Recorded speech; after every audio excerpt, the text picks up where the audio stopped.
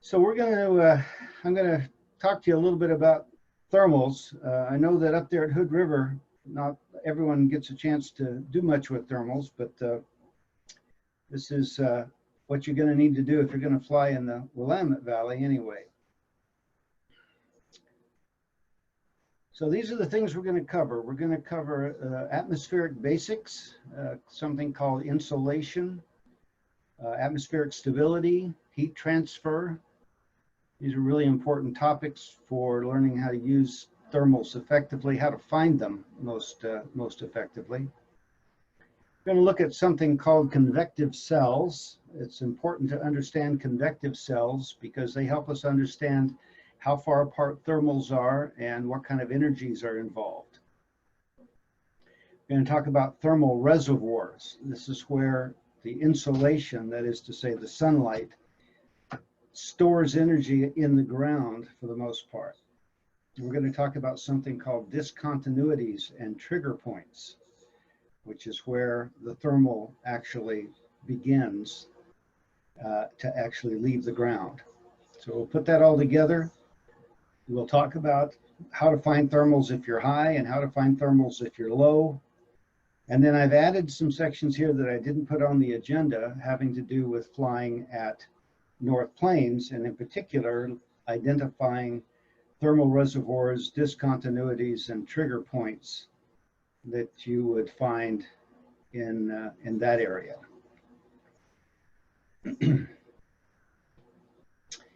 Okay, so let's talk about the atmosphere. We have this term called insolation, and that's the energy the sun is distributing across the face of the earth through the radiation that we get from the sun, visible and otherwise. The amount of insolation we get at any given point of time depends on the season and the latitude. So we all know that the axis of the earth is tilted, and as it goes around the sun, the actual point at which the sun's rays are striking the earth at 90 degrees, it varies from the Tropic of Capricorn to the Tropic of Cancer.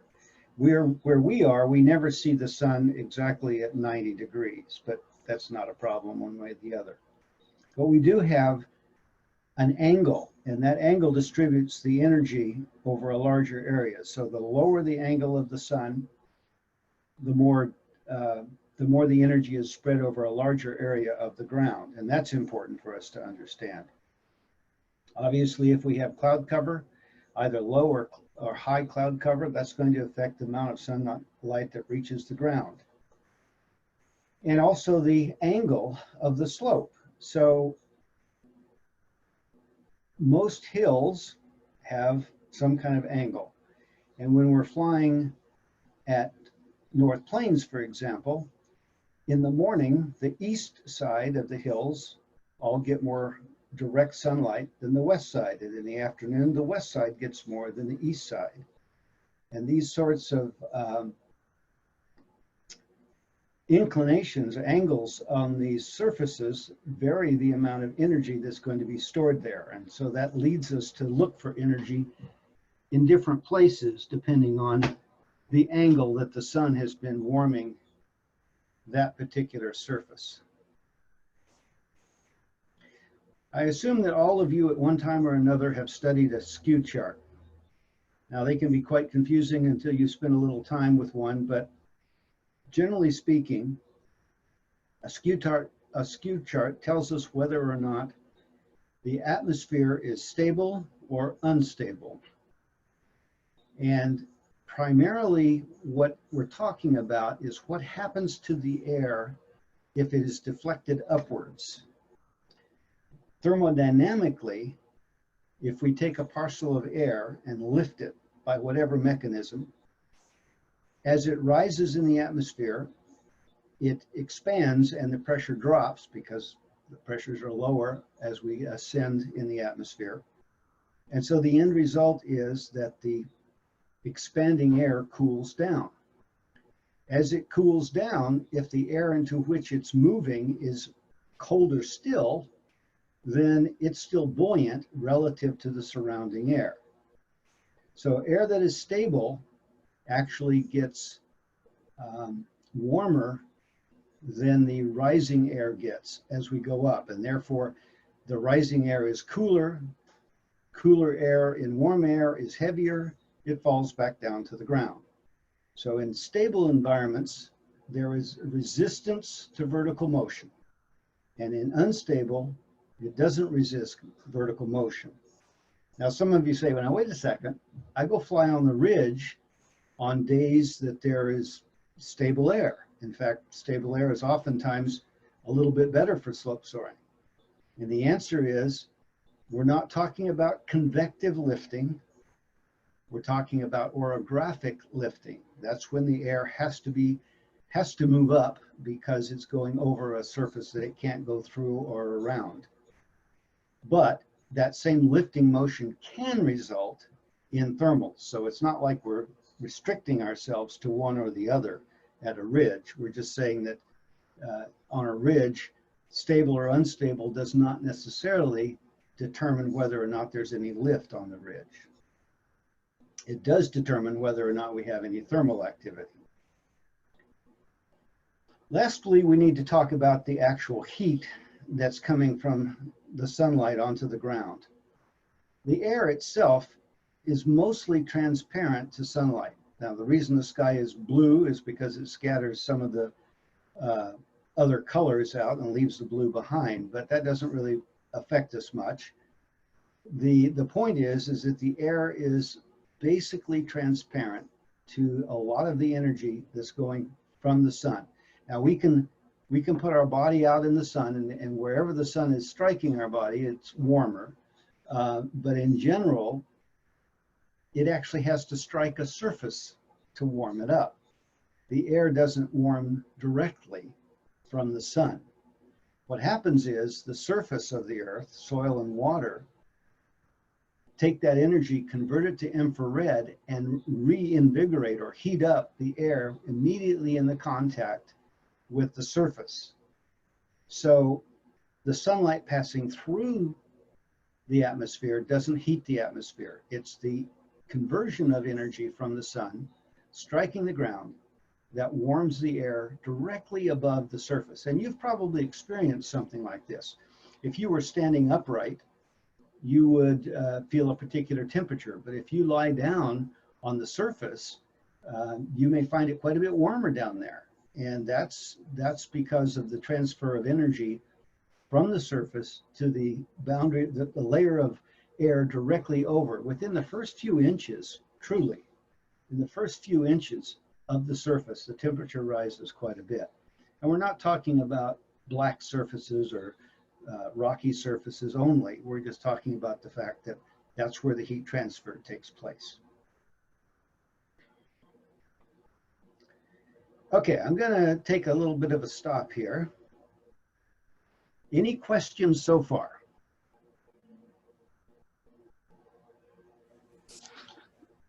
Are you going to go through the Skewt diagrams?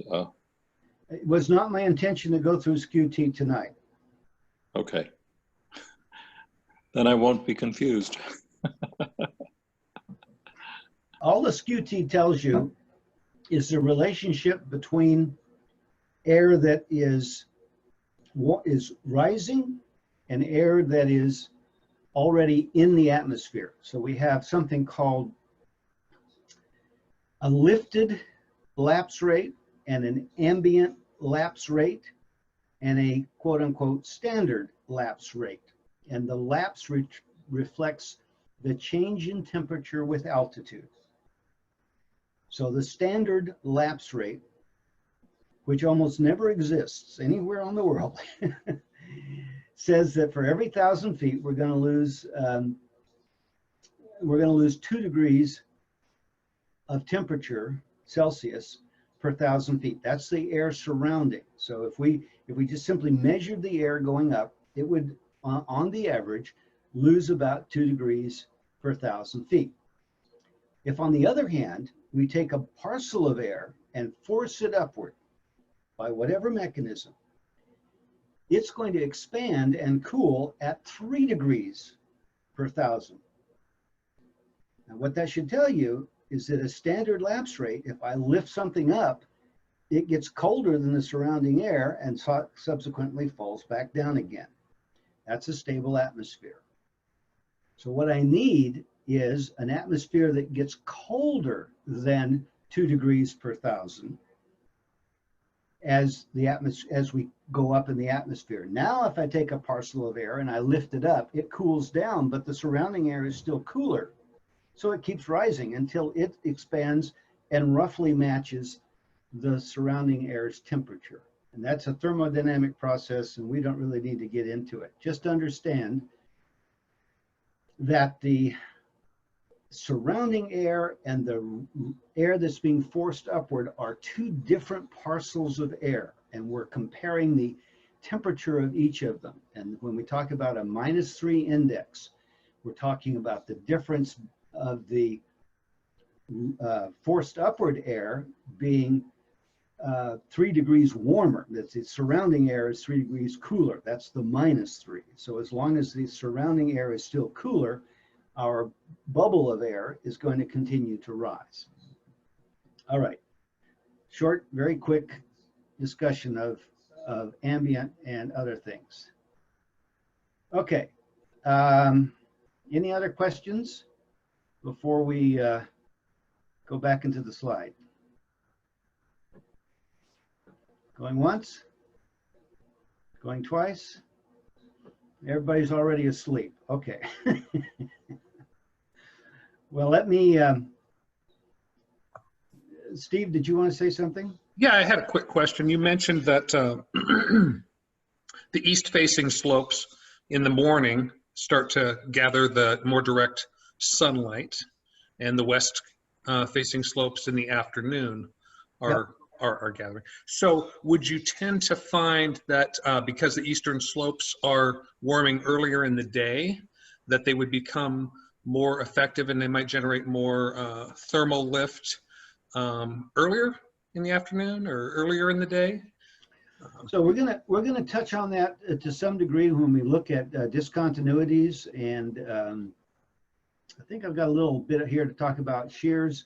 But your answer, or your question answer, is correct.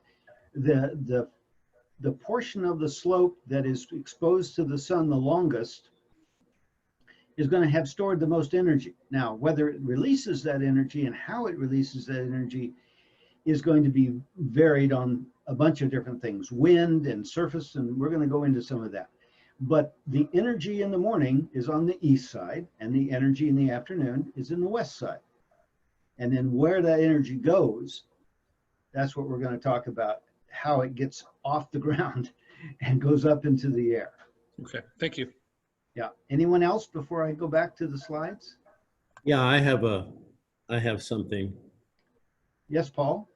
So, yeah, this actually what Steve's question just made me think of this, that my understanding, well, something, first of all, just a phenomenon that I've observed here in the Hood River Valley is that often on a hot summer day, you get into the late afternoon and there's thermal lift everywhere. It's a condition that I've heard sometimes called the glass off by some people who are, anyway, I've heard it referred to as the glass off, and it's just this, it's like there's a huge bubble of lift over the entire valley. And I've been told various theories about what causes that, and I'm just curious if that's something that you also might talk about, if what you understand about that. Well, it's not part of this presentation, but what you're talking about is that as the afternoon continues, air at the top of the hills, you see, you're in a fairly small valley. If you were in the Willamette Valley, we don't see that effect. And there's two reasons for that. Number one, the two mountain ranges are too far apart to create much of an inflow and a rise in the middle of the valley. You've got a very small valley. It may be what, 5 or 6 miles across, 7 miles across? Those kinds of things happen frequently. during the daytime, the air is falling and rising up the sides, and in the late afternoon, it begins to fall down the sides and rise up. And that's in, if you look at the glider handbook of glider flying handbook, you'll see that discussion. Also, it's a fairly common phenomenon. Good. Well, that fits with the theories that I've heard describe it, and I was just curious if your explanation would match with what I've heard. And it seems to be a fairly reliable phenomenon. It's a different phenomenon, yes. It's a Yeah. different phenomenon than localized thermal activity, yes. Okay? Yeah, thanks. Yeah. Anyone else before I continue? Here we go.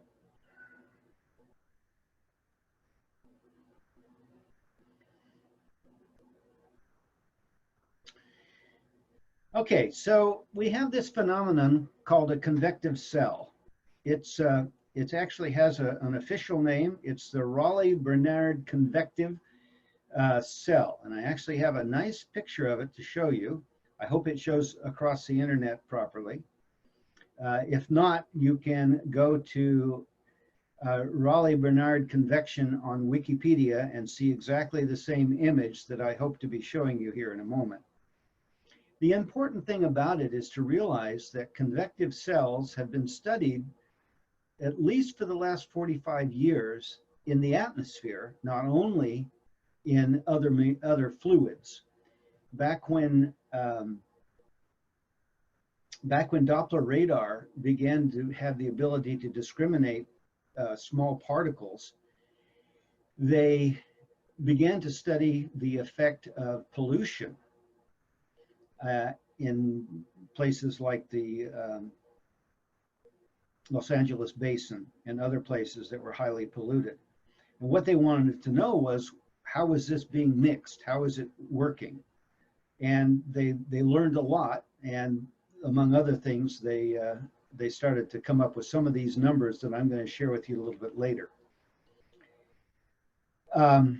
Couple things to think about. We have this term called buoyancy. Buoyancy means that one thing is lighter than another, and it is what creates the convective cell. Without buoyancy and gravity, we wouldn't get that. And if you look at it, this little statement, the initial movement is the upwelling of lesser density fluid from the heated bottom layer. And this is the thing that's really kind of, when I tell people that thermals are not random, they never believe me. But look what this last statement says. This upwelling spontaneously organizes into a regular pattern of cells. So before I show you the pictures, what I want you to think about is this. The result of the convective cell creates the whole pattern that we're talking about. If there is convection, there will be cells. Repeat that aloud to yourself. If there is convection, there will be cells. The question is, how high are they? How wide are they? How far apart are they? And that's what we're going to try to talk about here next. So each of the upwellings goes up, spreads out, and then descends, and then it gets reinvigorated from the surface energy. But look how regular the patterns are. Now there's a couple of things to think about. Number one, the surface is relatively homogeneous. Now, if you look at this container in the image, it's not quite round, and there's something else involved, and there's probably hot spots underneath it, things like that. That's what contributes to a less than regular pattern here. But this is the kind of a pattern that I've actually seen in the sky. And I'm going to show you a couple of pictures here. It's almost hexagonal in nature. And if you look at the two lines I've drawn, actually the two longer lines, the orange one is right along the boundary And the green one is right down the center of a group of cells. So what do you think that represents? Turn on your microphone.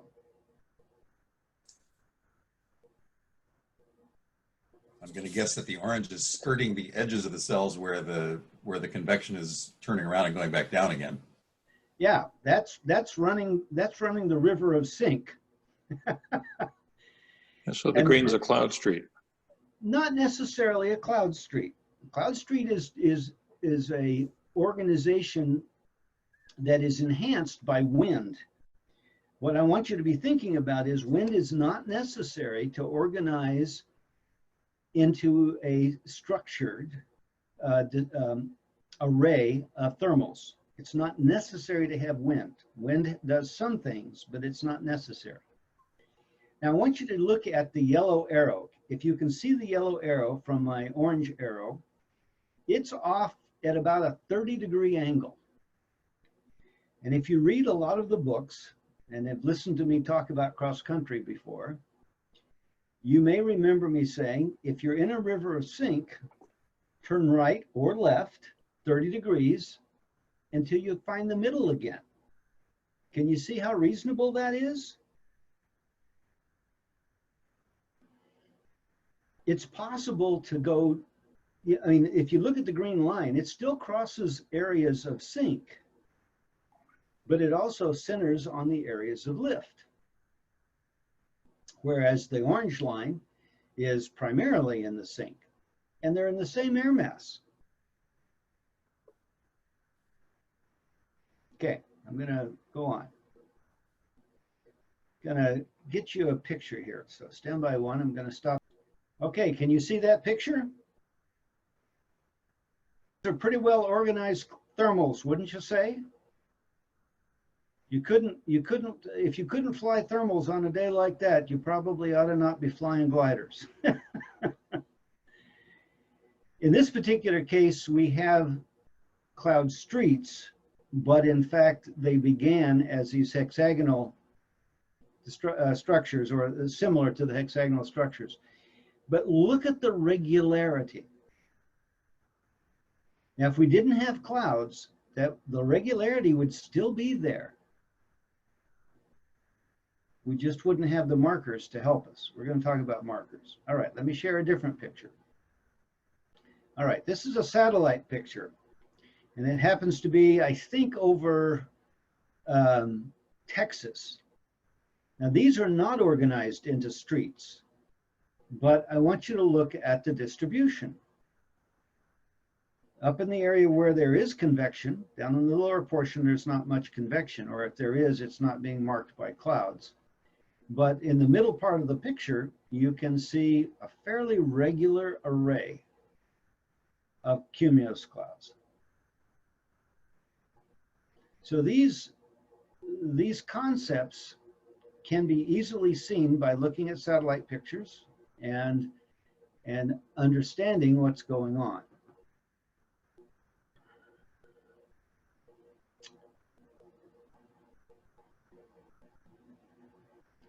Okay, so one of the things I mentioned earlier was that the studies that they did on the convective layer, and that the convective layer in the atmosphere is also called the boundary layer.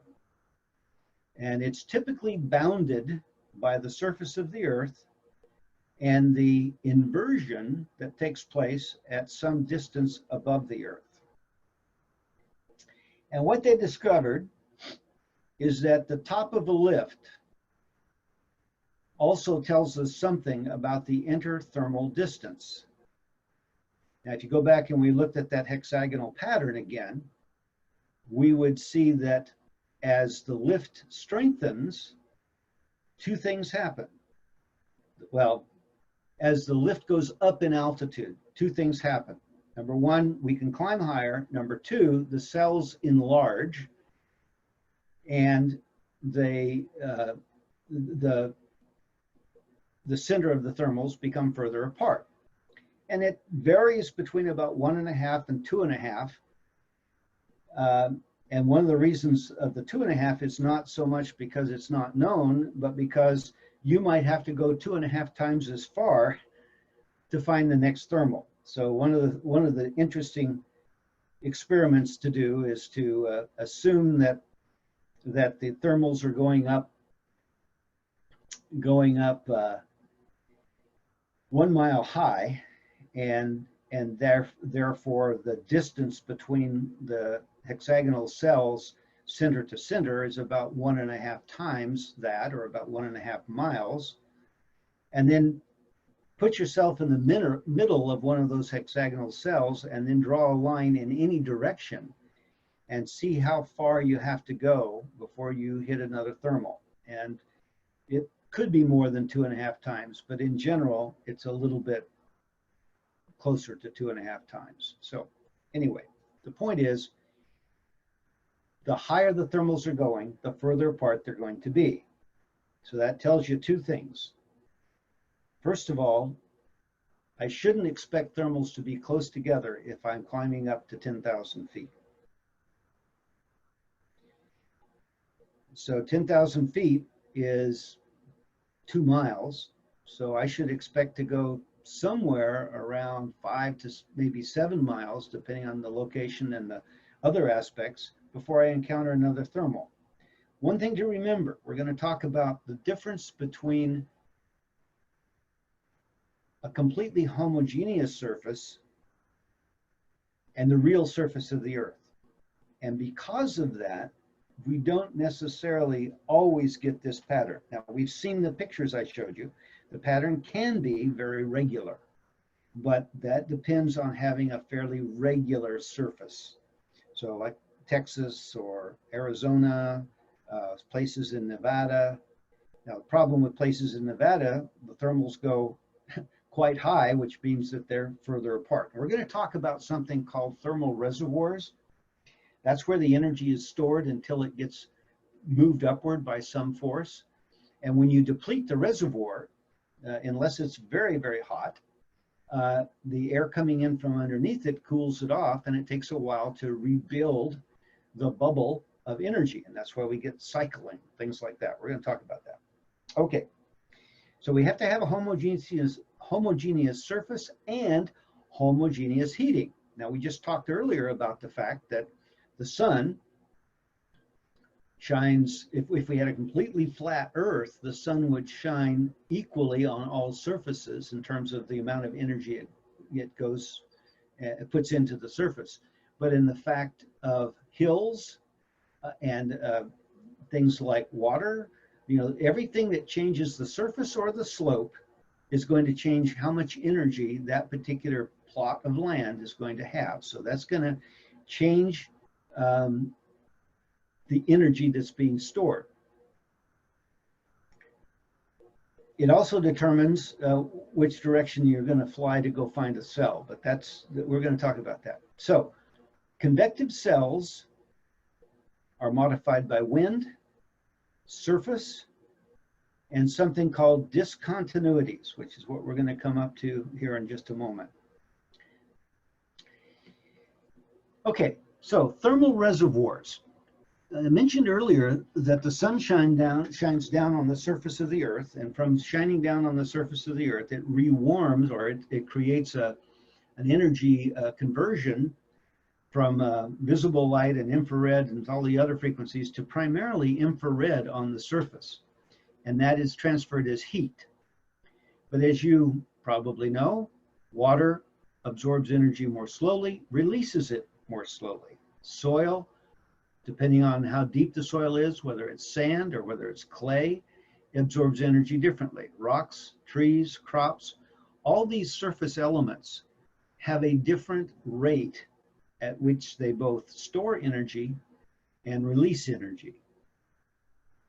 Now, in a simplified way to look at it, long storage rate means long release. So now let's come back to what you were talking about earlier, Paul. One of the things that happens is that if you had, for example, in the Hood River Valley, you have many, many orchards. Primarily what's happening with that sunlight that's going into the orchards is it's growing something. It's growing the fruit, it's growing the tree. That's what's happening. But within the orchard itself, the air is very sheltered, and over time, it gets much warmer.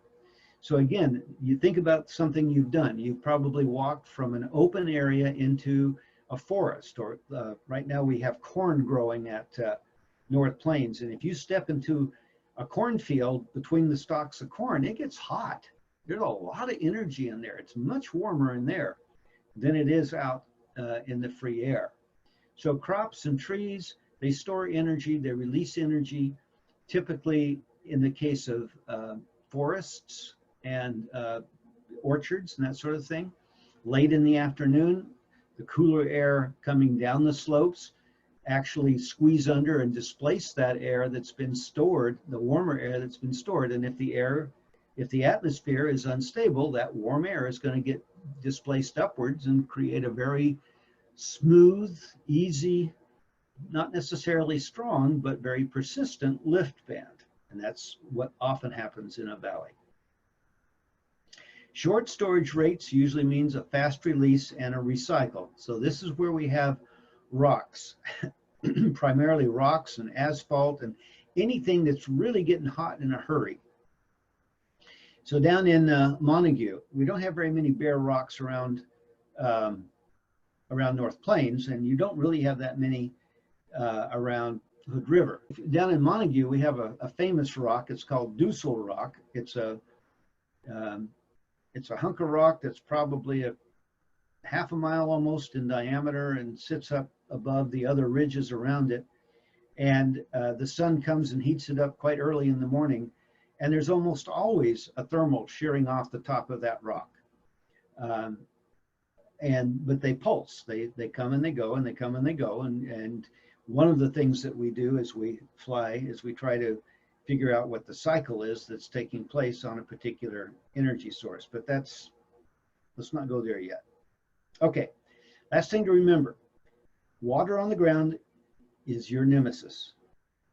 Doesn't matter how much water or how recently it was put there. If it's been within the last probably 24 to 48 hours, if it's on the surface or slightly below the surface, the first thing that's going to happen when that soil heats up is it's going to dry out that water, evaporate that water. That evaporation process makes the air a little less dense, but if there's a whole lot of water there, it's going to take a while. So after rain has occurred, or irrigation, you're probably not going to get a lot of energy out of what might look like a very good thermal reservoir. Sandy soil is not nearly as good as some other forms. You've probably been at the beach or some other place and you put your hand just an inch or two below the surface and it's very cool. And that's because it doesn't really penetrate. There's those independent or individual grains of sand don't really transfer the heat quite as well as solid soil or heavier soil does. So here we have a picture of an area northeast of Ephrata, which is where I initially gave this presentation. And if we look at the terrain here, what you probably don't know necessarily is that on the left side of this picture is a hillside that rises up, and it faces to the east in the morning. I mean, we're looking. This is exactly lined up with north and south and east and west. And then you see these green things, these crop circles or other areas. You wouldn't really expect them to be storing much energy per se. And then you've got Soap Lake, big body of water. Not going to be letting that energy go. Takes a long time to heat up. Maybe in the late afternoon, you might get something off of it. But a thermal reservoir is something you can identify either because of slope or surface that has been storing energy throughout the day that the sun has been striking it. Okay, so we have this thing called a discontinuity. Now, if you took the word apart, it's pretty obvious. Something is changing. And typically what it is a change in the surface from open soil to a crop, or from houses to soil, or it could be a tree line. It could be changes in elevation. It can be a change in temperature. So let's talk about that for just a moment. If I have a parcel of air that's very cold, for whatever reason, it's very cold, and it's falling down a hill, it's going to wedge itself under any air that is on the surface that is warmer than it is, more buoyant than it is. So anytime we can take and cause this air, and by the way, when we're talking about a thermal, we're always talking about unstable air. We do not get thermals in stable air, and these discontinuities and triggers do not work in stable air. It is required that we have unstable air, so that once we push the air mass up, the parcel of air up, it wants to keep climbing because it's warmer than the surrounding air. So that's what unstable air is all about. Okay, let's look at a picture. I think. There we go. So if we look at these two pictures, one of them is the one we looked at a moment ago, we can see a lot of discontinuities. We can see the lake.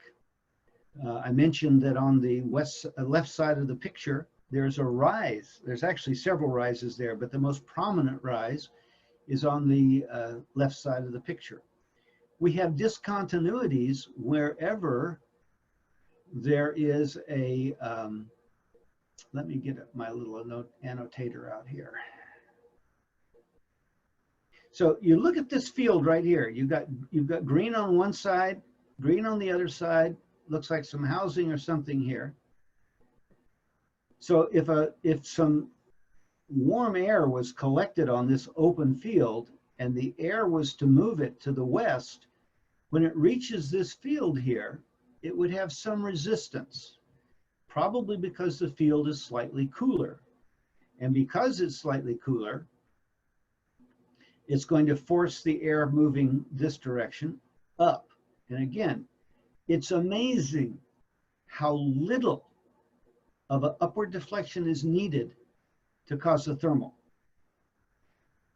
Helmut Reichmann, in his book, said that a pile of rocks 3 feet high, kind of like this other picture over here, a pile of rocks 3 feet high, and a little bit of a breeze pushing up against it is enough to trigger a thermal. It doesn't take much. If the air is unstable and you have a thermal reservoir from which to draw heated air. So again, as you look at a picture, and we're going to look at a picture of the North Plains area, you want to look at where does a discontinuity exist?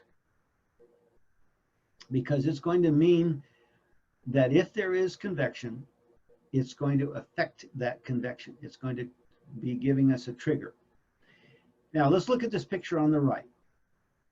The picture on the right, this is just an upslope. And once the air is moving up the slope, so let's suppose that this slope is facing to the east on a nice sunny day. The sunlight is coming down at a fairly perpendicular angle, and it's heating the surface up. The air that's warmed up is buoyant, and it starts to slide up the slope. When it gets to the top of the slope here, it can't go this direction. It can't go horizontally because it's thermodynamically changing temperature, and it's going to go up. And you'll get a shear line right along the edge. If this was a perfectly straight edge, we would get a shear line. Now let's go back over here to the left. These are all little canyons. These lines you see are little tiny canyons. And the air comes up and concentrates in those canyons and rises off the ridges of those canyons. Like here's one ridge, here's one waterway here. another waterway here. This is the ridge between them. So the air would come up this ridge, come up that ridge, and be concentrated right along the top there, kind of like this. This is a different situation, though. If we look at this right-hand picture again, what we have is a cold source and a hot source. The cold source is going to be dropping down, and the hot source is going to be rising up, and there's actually going to meet, and this one is going to come into this place and pool down here, but this is going to cause a discontinuity and cause it to rise up. So we've got two potential discontinuities. One is the cold air coming down, and the other one is the two warm bodies of air here triggering off of this high point. Now I'm going to change the topic ever so bit. This type of a situation where you have a trigger point away from the main peak can be a very dangerous place, because this air falling down and this air rising up and your glider in between, the difference between the rising air and the falling air can be very short distance with a very large gradient, and it can roll you upside down. So when you see this kind of a situation, you want to stay to the outside, not towards this hill here, until you get much higher, away from this point. And those of you that have heard my story, we believe this is how my father was killed in his glider. Okay, let's move on to the next page. Hey, Mike, real quick before you go on, can I ask one? Yeah, go ahead, please. You said that water is our nemesis, and I'm looking at Soap Lake in your picture here. That's why I wanted to catch you before you went on. Is the edge of that water potentially a discontinuity between the maybe warm ground to the east, and then you got the edge of the lake? Is that a discontinuity that could produce something, or is the water our nemesis? Does it soak up the energy or destroy that possibility somehow? So the answer is, in the morning, as the lake warms up or as the ground cools down, depending on how you want to call it, you can get a discontinuity either way. The answer to your question is yes, it's a discontinuity. The larger the lake, the less likelihood there is that you're going to have, you're probably going to have a trigger, but the humidity in the vicinity of the lake may or may not be helping you. So if you look at the Google Maps of the coulees, this is the mouth of the Grand Coulee, and up north of this particular point is where the Missoula floods really came through and just ripped this whole place out. And you have these sheer walls. They're just amazing. And this is actually pretty flat by the time you get down to this point. But the point is yes, it is a discontinuity. I find in general, the larger the body of water, the less it provides a discontinuity. That seems kind of contradictory, but when I'm down low looking, I look at small ponds. Okay, so let's put all of these bits together. We have a thermal reservoir, we have discontinuities, and we have wind. The wind pushes storage, or pushes warm air from the thermal reservoir downwind. Discontinuities displace the buoyant air upwards. Once they go upwards, the instability in the atmosphere allows the upward motion to continue. So this is, if we look at what we're trying to accomplish here, we have to first identify the thermal reservoir. That thermal reservoir is going to be affected by sun angle, time of day, type of surface, that sort of thing. Discontinuities are relatively easy to identify, and you should always have a pretty good idea which way the wind is blowing on the surface, which is not always the same way it's blowing in the air, but the surface wind is what's moving the energy from the thermal reservoirs and then displacing it over a discontinuity. So now how do we use all this information? Well, if we're high and we have clouds, they should give you a good indication where a thermal is or has occurred. Now I say that, you know, one of the things that Noel Wade teaches is something called the 20-second look away. You see a cloud, you look at it, you just look at it and think about it for a moment, and then look away, do something else, do the rest of your flying, and then go back and look at it again and see how it's changed. One of the problems that we have with our with the rate of change that is occurring in the clouds is that we don't oftentimes actually get a chance to see what changes are taking place. It takes a lot of practice to look at clouds and see the motion in them.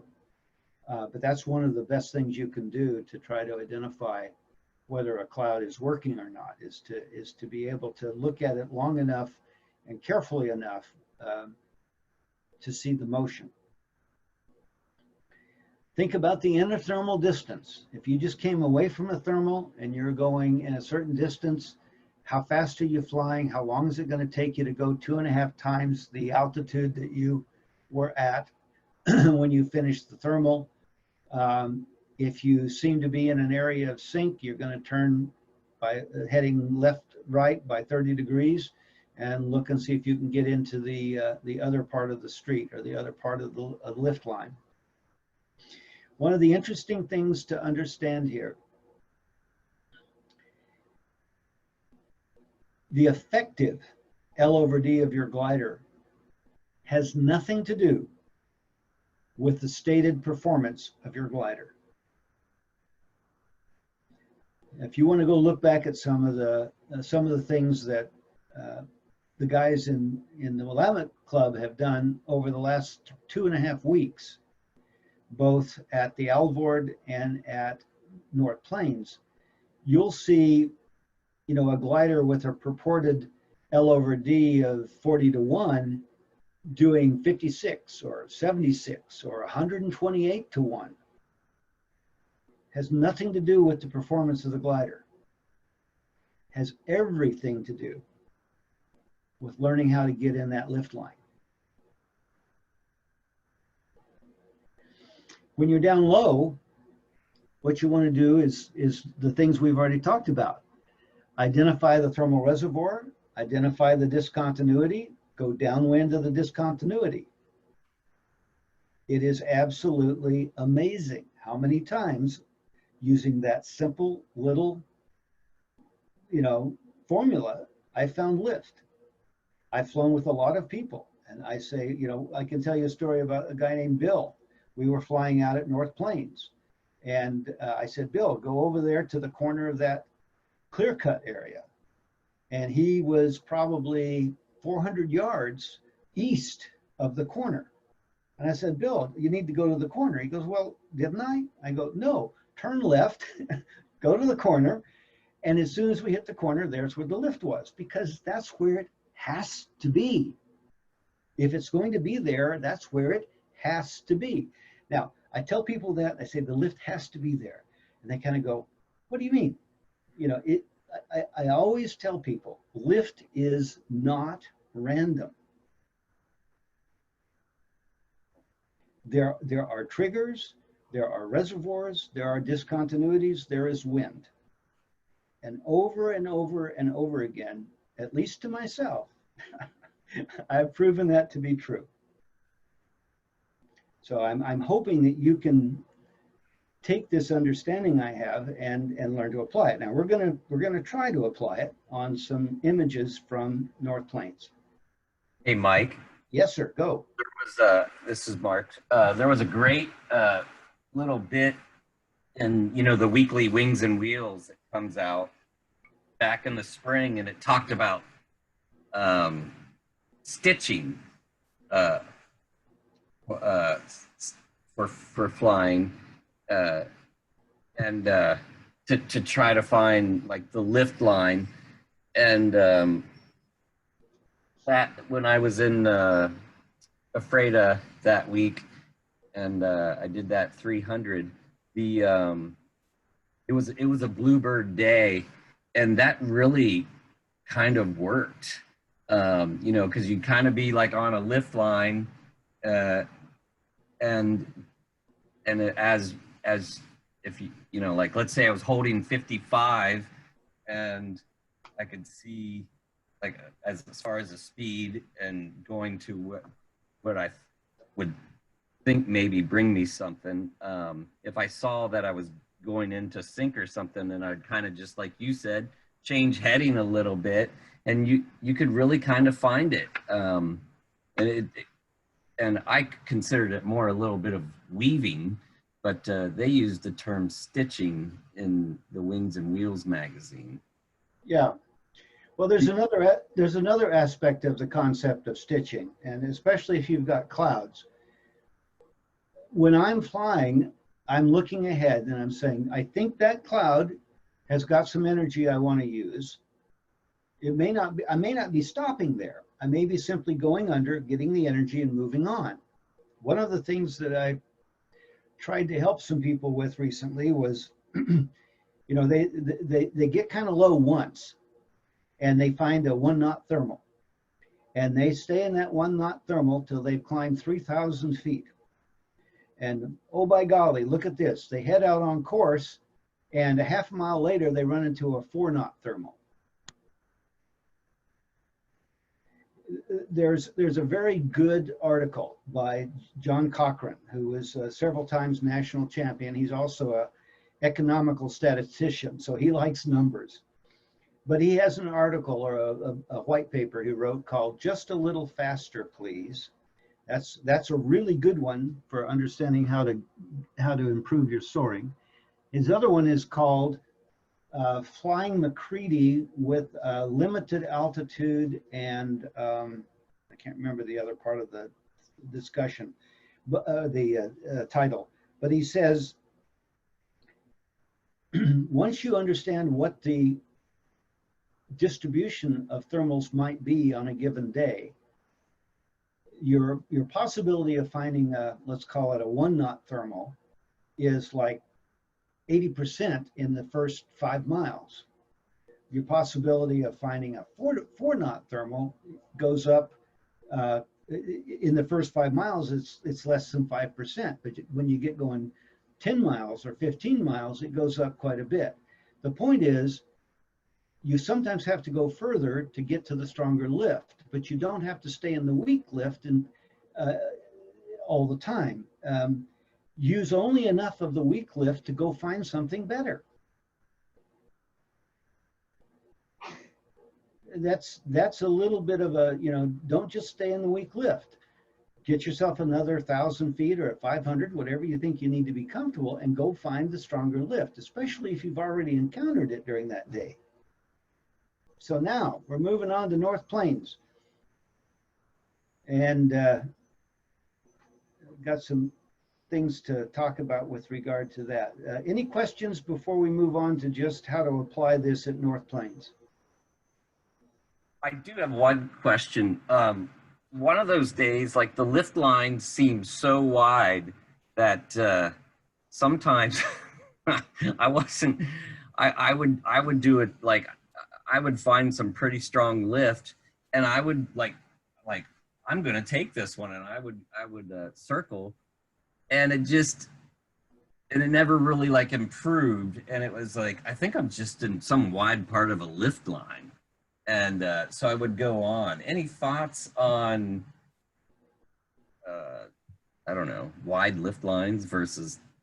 Well, so there have been times at North Plains, I'm going to get my little marker here again really quick. One time I ran from way down here in the northwest corner, about 31 miles up this way, and I never lost, I think I lost 250 feet for nearly 30 miles of running. There's something called a convergence line, and it is separate from a thermal, though they accentuate each other. And so you go along and you gain a few feet and you lose a few feet and you gain a few feet, and then you hit a really big thermal and you slow down and you make S turns while you're in that lift, and then you push over and you continue to go forward. So when you look at some of the traces like that from, well, from any place, but in particular in Ephrata or North Plains, you'll find that there are, we saw the pictures, the lift is often organized into lines. And once you've identified that line, it may wiggle a little bit based on terrain, but you know, it may curve. But once you've found it, you can, you know, slip left, slip right. There's a gentleman by the name of Gary Osoba who built one of the first Carbon Dragon ultralight gliders. The whole glider weighed like 160 pounds. And he learned about something called microlift. And he would run lines of microlift. He could make a complete turn, 360-degree turn, and only lose about, I think the number was 40 feet of altitude. That's how light and fluffy this glider was.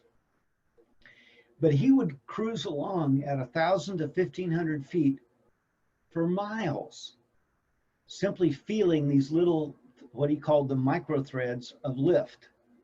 So they certainly happen down low. I think they happen up higher too. There's a, you know, the fact of the matter is there's a whole lot about the atmosphere, especially with the energies that we can use as glider pilots, that's still unknown. And it's not like the rest of the world is busy studying it because it doesn't matter to them. But if you really want to get involved, one of the things last year, Paul asked me about coming up and trying to do some statistical or just trying to figure out where wave was and document it and try to keep track of it. There's a whole lot of that could be done.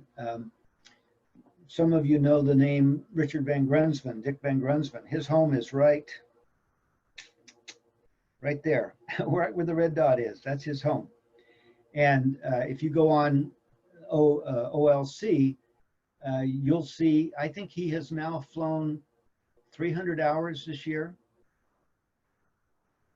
because he has a motor glider, a very nice one. And any day that it looks even like there might be lift, he's out flying. And he can tell you pretty much where the lift energy lines are. In fact, if you want to learn where they are, pull up about 6 of his traces, overlay them on each other with something like CU, and you'll know exactly where to fly. And it's, again, it's pretty predictable. Okay? All right, let's go back to this picture. So the circle, North Plains Glider Port, is right here between this tan field and this green field. And that's almost exactly what it looks like today. The south field is full of corn. The north field has been mowed down. It was a grass field earlier this year. What does that change in color tell you? It should shout discontinuity. Okay. This orange box represents the normal area where you would be towed and released. Occasionally, you can ask to be released up the ridge, which is right over here. Now, kind of you can see it here, but it might be a little tough to see. There's a little bit of a valley over here, another valley right here, another valley right here, another valley over here. So this is a ridge, this is a ridge, and this is a ridge, and there's more mountains over there. The point is, where am I going to expect to try to find thermals if I get up at 11:30 to 12:30? Well, it's going to be on the east side of these ridges because that's where it's been exposed. Now, I want you to look at that clear cut. I want you to look at this clear cut. I want you to look at this clear cut. In the morning, we have very little wind. Wind usually picks up about 11:30, 12 o'clock. But if I wanted to find some lift, well, first of all, you have to know that this is lower than this point. So the sun has been shining. The ridge line is right here. The ground is here. So it slopes upward from the east to the west.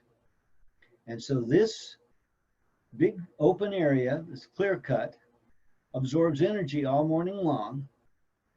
The energy moves upward because the buoyancy won't let it move downward. And it reaches that little corner right there. And it hits a discontinuity. And it starts climbing. If there's any instability in the air, first thing in the morning, or when I say first thing, I mean after 11:30, when there's been enough time for energy to be stored up, I can expect to find a thermal on this corner or maybe somewhere along this edge. This green line over here represents the boundary that most of the people flying locally out of North Plains, this is where they might venture out into this area. Now, Hillsborough Airport is over here. There's Class Delta airspace, can't go there. But you can go up to these mountains, out to these mountains, and still be within gliding distance typically of the field and get used to using some of these principles. Now, if you look at SkySight, and it's pretty true, it's amazing how often this area right here, this is the town of Banks over here on the left. This is about 3.5 miles. And this area right here, this is called the Y. We're going to look at it in more detail in a minute. There's oftentimes energy right there, but not right there. Now, why would you think so? Well, there happens to be both a slope discontinuity and a surface discontinuity in terms of crop right there. And over here is part of a nursery. And so there's a lot of water on the ground. So it's oftentimes very blue, or very blue in terms of no lift. Okay, questions before I move on? When you come and get a field checkout, we'll talk to you about how we depart the pattern, come across here, go down, and then release typically in this area here, unless you have a particular reason to release somewhere else. Look at here. So we've kind of zoomed in on that picture. So the glider port's right here. This is Highway 26. This is called the Y. That's where Highway 26 and Highway 6 separate and go out to the coast. This is the town of North Plains, and this other green stripe right there, that's Dick Van Grensman's house, is right there on the end. He's got a special hangar built for his glider. See his glider there? He just backs it out on this little track, rotates it around, fires up the engine, and goes.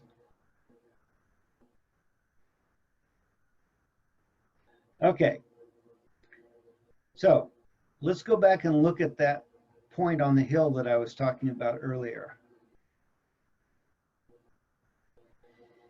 So you can see that this is a clear cut, and you can see the tree line, which a little more difficult to tell is the slope. Don't know if I can slope this or not, probably not. But right there is a discontinuity. Right here is a discontinuity. Sometimes we have air coming from the northwest that blows air to this corner. We talk about the Y. Here's the Y. There's a number of discontinuities here. Number one, there are overpasses. And the overpasses means that there's a rise in elevation. If we have a wind blowing from the northwest, it gets that rise of elevation, kicks it right off. This field here, these fields right in this area always seem to be, at least one of them is freshly plowed or open like this. That's one of the nice things about flying in this area, is that it oftentimes will have two things to your advantage. Number one, a plowed field with an edge, discontinuity, a place to store energy, and a nice place to land if you needed to. Okay, so here's the glider port again. These buildings right here are called the IP, the initial point. And we make our 45-degree approach to the airport to right about there. And then we turn downwind to right about here, and then turn and make our landing pattern. There's almost always some lift right there. There's almost always some lift right there. Now, why is there lift right here?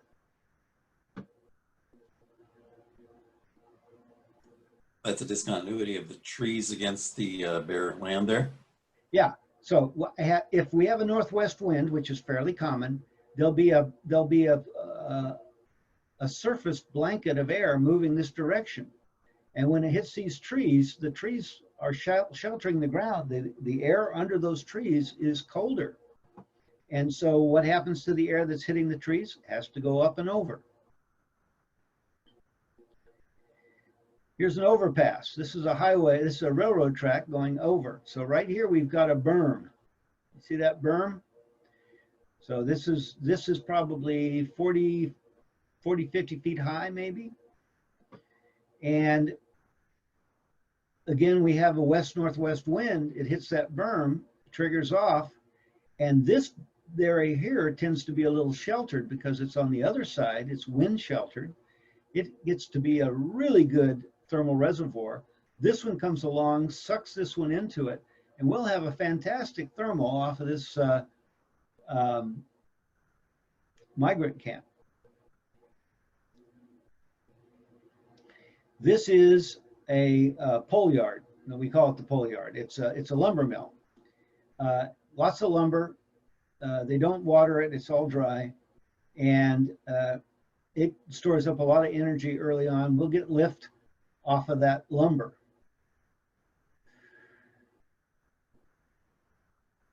Okay, so let's zoom out just a little bit. So there's the airport.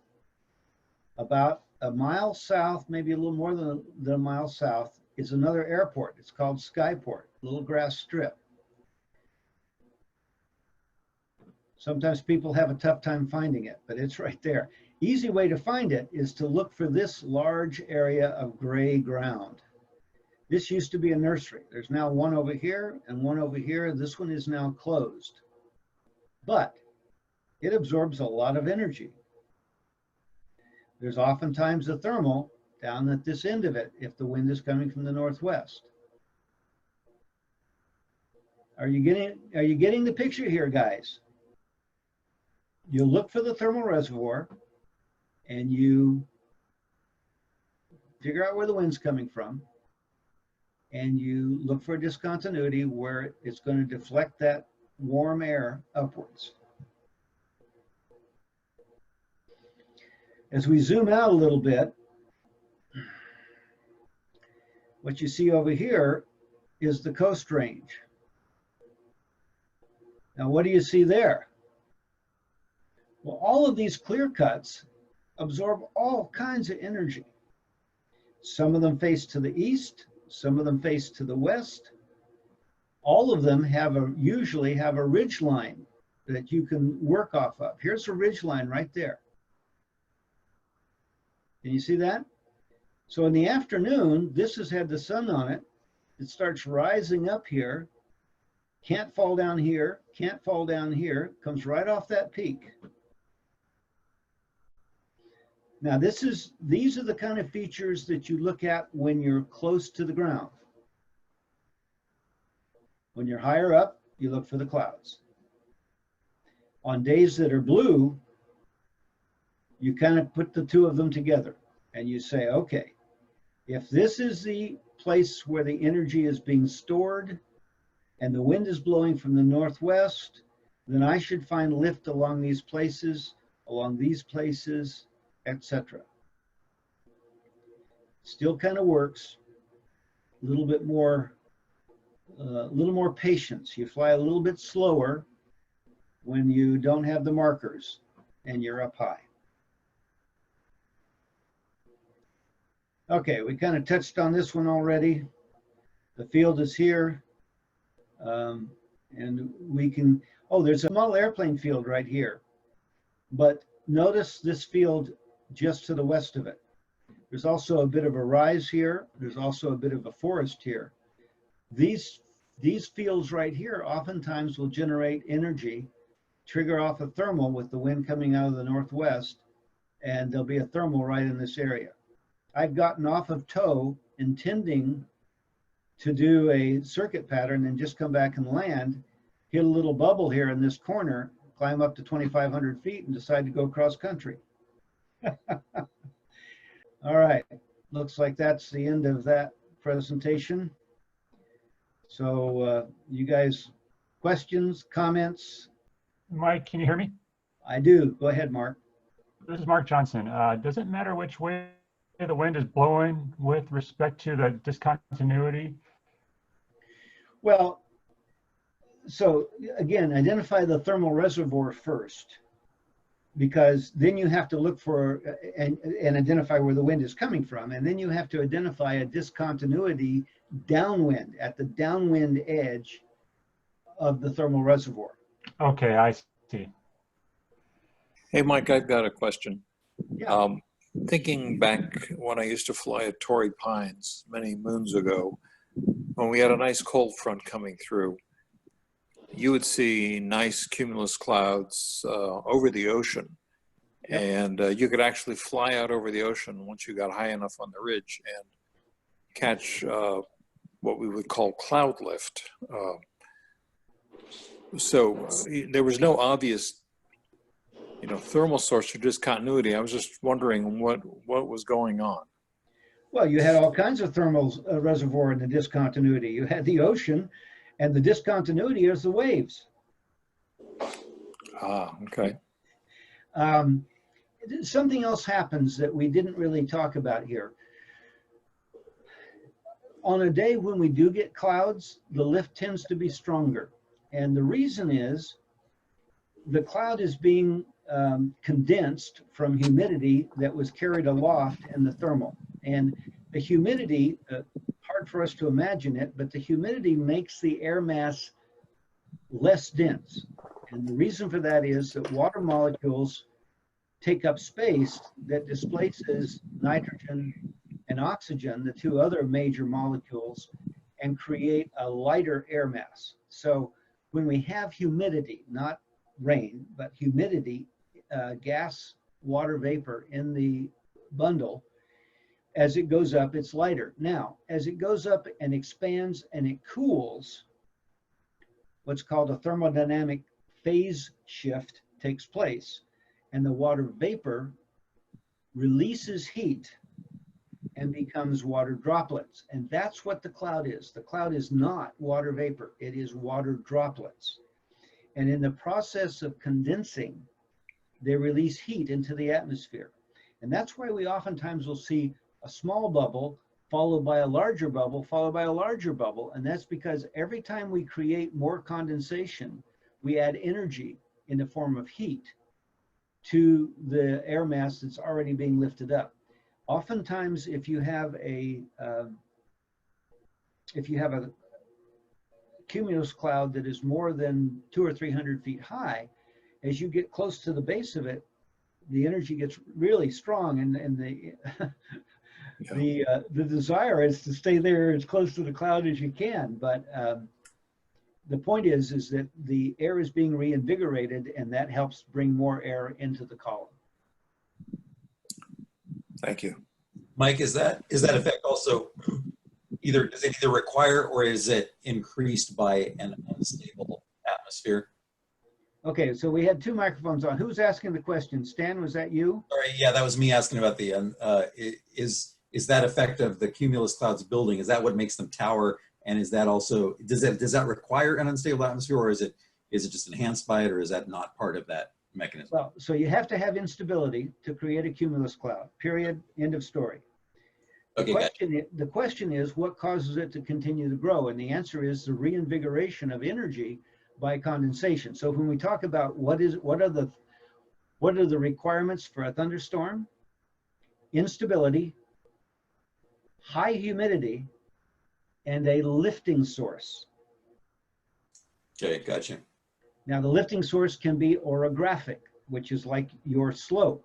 So if I have warm, humid air, or not even humid really, going up the slope, once it gets going up, it's going to shear off the top and keep going. And it may or may not produce a cloud. This is why we see thunderstorms along the ridge lines of mountains. You can go on YouTube and look at all kinds of time-lapse photography that just shows you the thermals forming right along the ridge lines of the mountains. And it's because of this, the combination of once I get it going up, instability keeps it going up, humidity keeps it going up. That's what makes a thunderstorm, a massive cell, is the fact that there's so much humidity that it's adding energy to the atmosphere. Let me share a couple of very interesting concepts with you. The first time I heard them, or the first time I put them all together, I go, whoa, here's what it is. I want you to think for a moment. You have a pot of water on the stove.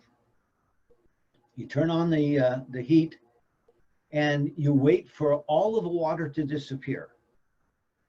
Now, has the water gone away? No, you changed it, phase changed it from liquid to gas. When you turn that gas back into a liquid, by thermodynamics, the heat is released. Now, let's think about clouds for a moment. I read a National Geographic one time, about 15, 20 years ago. And in the back, they had a little quiz. And it was the month of May, and the answer was in the month of June. So I was at the doctor's office. I had to find the month of June. But the question was, how much water is in a fair weather cumulus? The answer, which was what absolutely floored me, was 270 to 530,000 tons.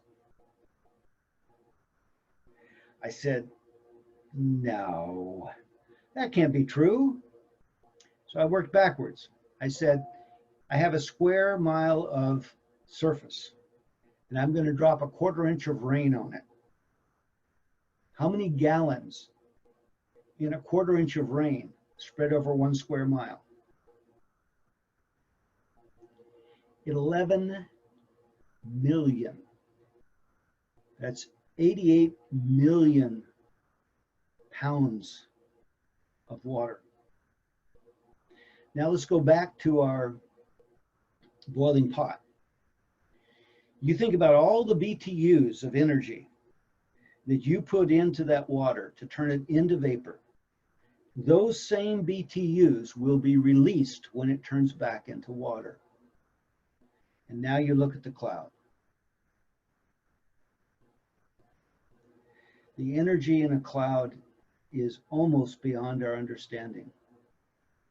The energy in a massive thunderstorm, I mean, you can go and find some of those numbers. It's just mind-boggling.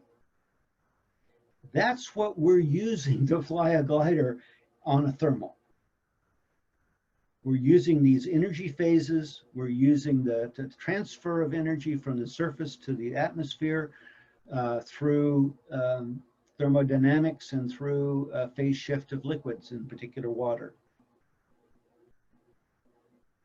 Just, like I said, when I went through the process and figured it out, it just blew my mind.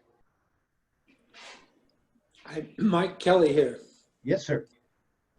So, you know, I kind of came in late, so I'm not sure you talked about this, but, you know, I was talking to a guy that flies ridges in the Wasatch Front, and I was saying, well, I live there. It doesn't ever seem like, you know, the wind would be blowing the right direction. He goes, no, it has nothing to do with the wind. You know, he says that the mountains, you know, are collecting, the valley is collecting all this energy, and it's all rising, and it funnels through these canyons, and the mountain is just, you know, facilitates all these thermals to rise. And so when you fly along the mountain, ridge top of the mountain, when they talk about flying a ridge, you know, they're just utilizing this thermal activity that is coming off of the mountain, and they're able to fly hundreds of miles along the ridge, just utilizing the rising air without any apparent wind,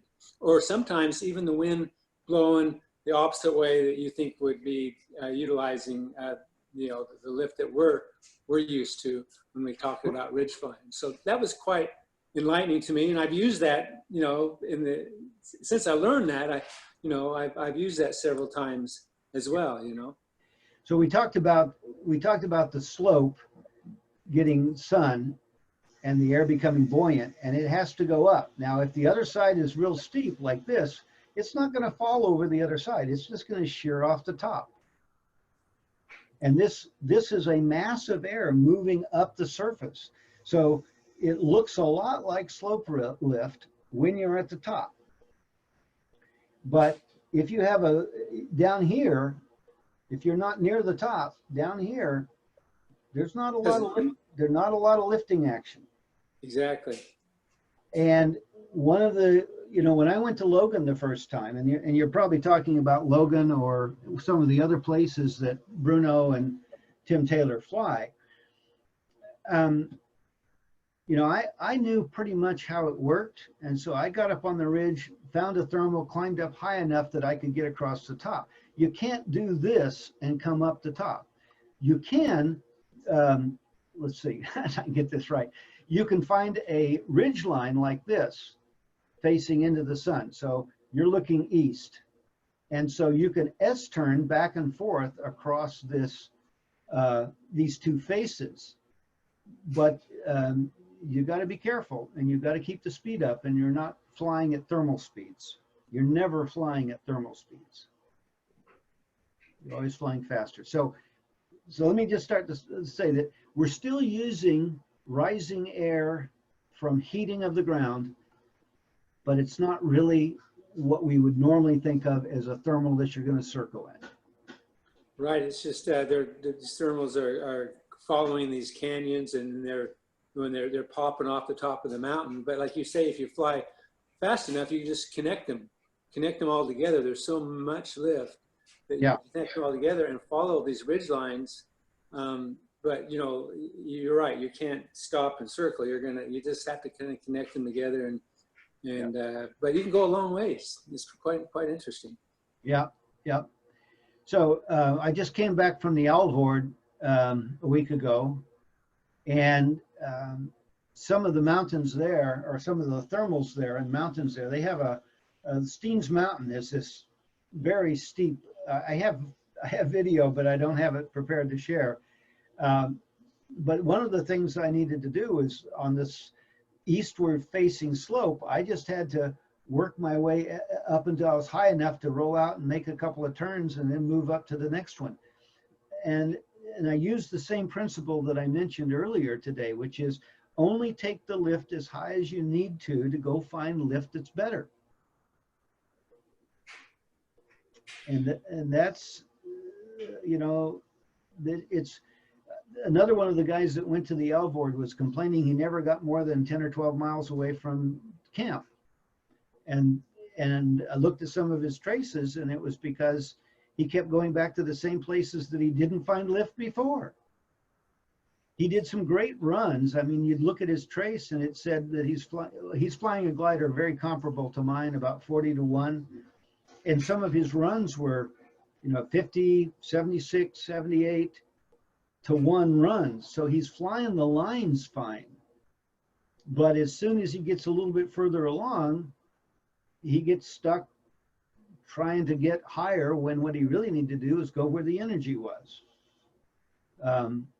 Yeah, that's an altogether different story, but it's very common that when you're trying to use thermals, and especially when you've got clouds, the clouds we've had the last few days have just been phenomenal for being able to say there's where the lift is. And that's what you need to do. You need to look at the cloud and say, you know, I've been watching that cloud, or I've been paying attention to it, not necessarily focusing solely on it. And I know how the energy is going up there, so there's got to be energy there. The cloud cannot exist without some energy having initially created it. Now, it could be descending, it could be coming down, but for the most part, So I find it interesting that when you start looking around and you see where these clouds are, that that lift is probably going to be the same lift on a cloudless day. So you can exactly. you see this cloud line that always forms in the same spot. If on a blue day, that's a good spot to go out and do some exploring, because but you have to pay attention to this, or else you won't know that that's happening. But once you start flying a lot in the same area, you start noticing more things like this, and it makes it a lot easier on the blue day. Well, and the people people say something about house thermals. Well, yeah, there's house thermals because the principle that made it on day one made it the next day or some other time. So the point is, you can very easily. I'm looking up a video I want to show you. The atmosphere is a fluid, and if you can imagine water, you can imagine exactly what's taking place in the atmosphere. So what I'm going to show you here is a video, one of my favorite videos, and I hope that you guys can see it. Can you see the clouds and the mountains and everything at this point? Yeah. Okay. I see it. All right, here we go. And this is on a website called Vimeo. It's one of the ones that I sent out yesterday for you to watch.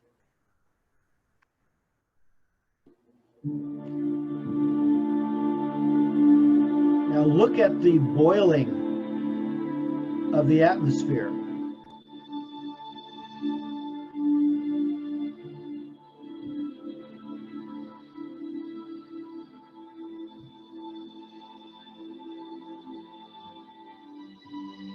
That's what the Milky Way looked like down in the Alvord. Watch the ebb and flow of this cloud bank up and down the mountain. Now, it didn't show it to you there. This is the Canary Islands, Tenerife.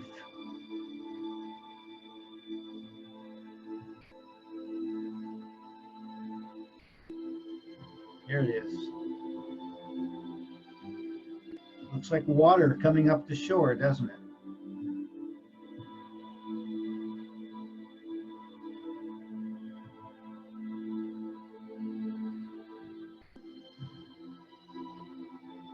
There's your wave.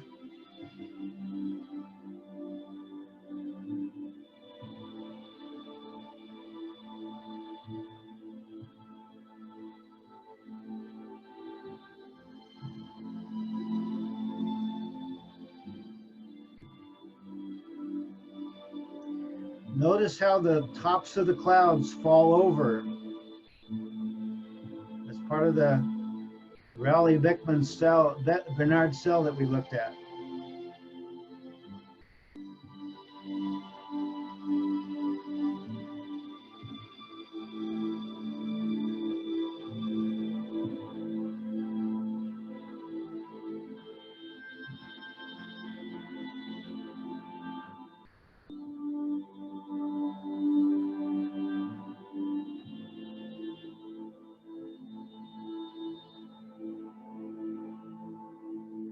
Another beautiful wave cloud.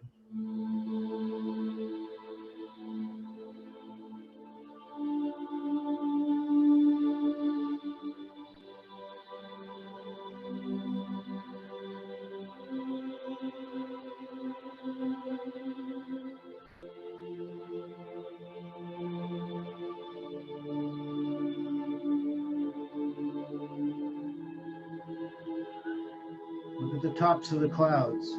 Oh, I love this waterfall, the cloud fall.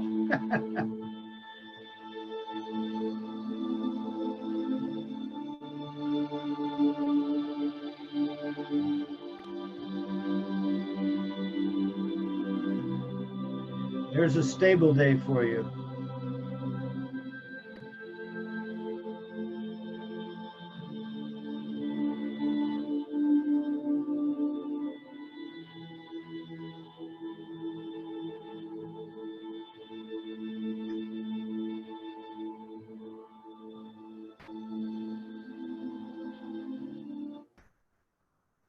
All right, if you didn't get to see that very well, you need to go look at the links that I sent yesterday. It's the one from Vimeo, and I've used it for many years to try to show people the fluid nature of the atmosphere. It's important, I think, to understand what's happening with the air mass around you. There's ups and downs. It's always sloshing. It's just amazing to be thinking about that sort of thing. All right. I'm about run down here, folks.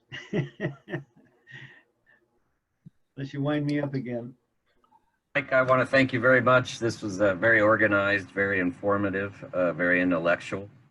And I'm sure, I know I learned a lot. Always do learn a lot talking to you. And we really appreciate your enthusiasm and continuously encouraging us to challenge ourselves with this new information. There's a lot to know, a lot to learn. It's Yeah, this really helped solidify, I think, a lot of the ideas that were just kind of, you know, oh, hot air goes up, but this really put a lot of that together and sort of closed the loop on a lot of it. That was really nice. Thanks a lot, Mike. all right. Thanks, Well, Mike. have yourselves a good night, and I will hopefully see some of you tomorrow, or well, I will see Mark tomorrow. He needs to see me. All right. All right. Well, good night. Okay. Okay, take Bye-bye. care, everyone.